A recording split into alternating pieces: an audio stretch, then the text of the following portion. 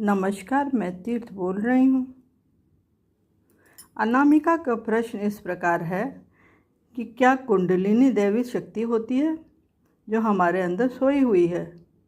उसके जागृत होने पर अपार शक्तियों का हमारे अंदर प्राकट्य होता है। कृपया इसे बोधगम्य करें। मैंने कहा, पिछली बैठकों में हमने 7 चक्रों के बारे में, जो नीचे से क्रमशः ऊपर की ओर मूलाधार, स्वादिष्ठान, मणिपुर, अनाहत, विशुद्धि, आज्ञा और सहस्त्रार है, जाना था। हमारे अंदर एक दिव्य शक्ति मूलाधार में सोई हुई है। उसे कुंडलिनी कहते हैं। उसके आकार एवं गति के कारण उसको सर्पिणी कहा गया है।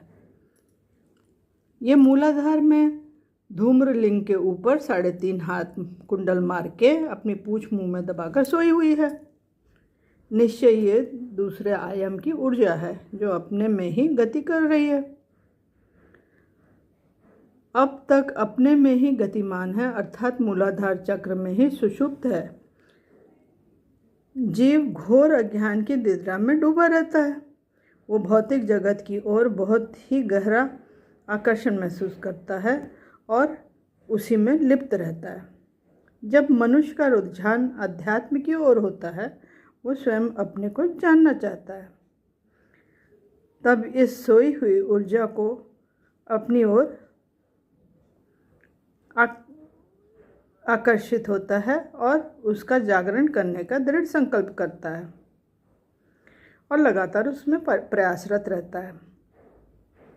तो अनेक अभ्यास, बैराग एवं समर्पण के बाद इस देवी की कृपा होती है। तब ये अपनी पूंछ को मुंह से उगल देती है और फिर अपने कुंडल खोलने लगती है।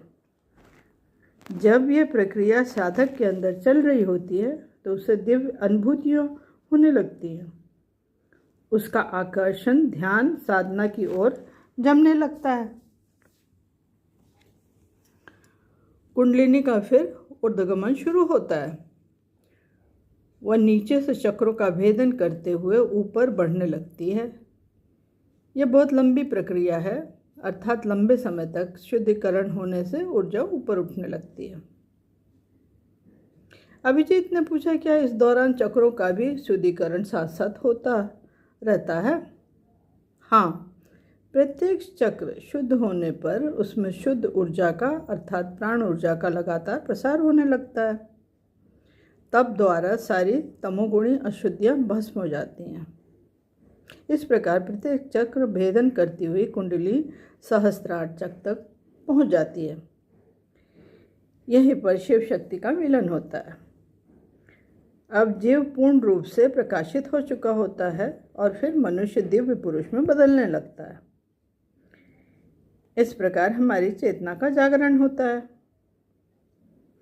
अभिजीत ने पुनः प्रश्न किया कि क्या यही पर निर्विकल्प समाधि लगती है? मैंने कहा कि समाधि की भी कई कोटियाँ होती हैं। जब मन सूक्ष्मतम अवस्था में पहुँचने लगता है या शून्य प्राय हो जाता है, तब निर्विकल्प समाधि की अवस्था आती है। कुंडलिनी जागृत होने पर ज्ञान शक्ति, इच्छा शक्ति, चित्त शक्ति का विकास होता है और जीव मोक्ष का अधिकारी हो जाता है। प्रत्येक व्यक्ति में कुंडलिनी शक्ति होती है। उसे जागृत करना ईश्वर से एकीकार होना होता है। ठीक है, फिर मिलेंगे।